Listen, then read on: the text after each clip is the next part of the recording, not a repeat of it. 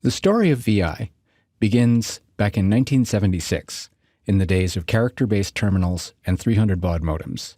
In those days, a terminal was a physical box that was capable of displaying a certain number of characters, typically a grid of 80 across and 24 down. There was no graphics at all. And the acoustic modem was limited to transmitting a very small number of bytes per second. So these were the days of limited hardware and slow connections. In 1976, the standard Unix text editor was a line-based editor called ED, or ED. Over the next year, an extended version of ED called EX was developed. And then over the next 2 years, researchers at Berkeley developed a visual extension to EX called VI, and eventually VI was broken out into a program of its own.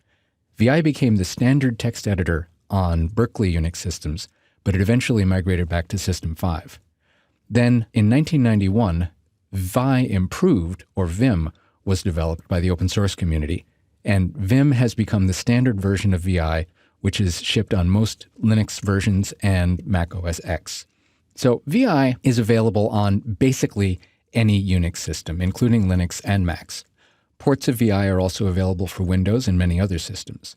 You can go to sigwin.com to download a complete Unix-compatible environment for Windows, which includes VI. VI has a lot of good points. One of its biggest good points is that it's omnipresent. It's pre-installed on every Unix-based system.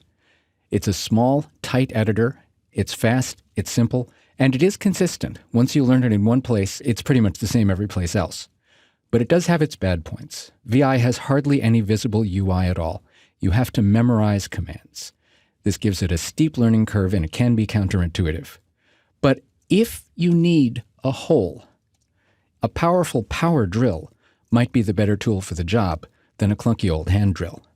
But if you don't happen to have that power drill, and the clunky old hand drill is sitting right there on the workbench next to you, the clunky old hand drill can get the job done, and it'll actually save time rather than having to go and find and install that power drill.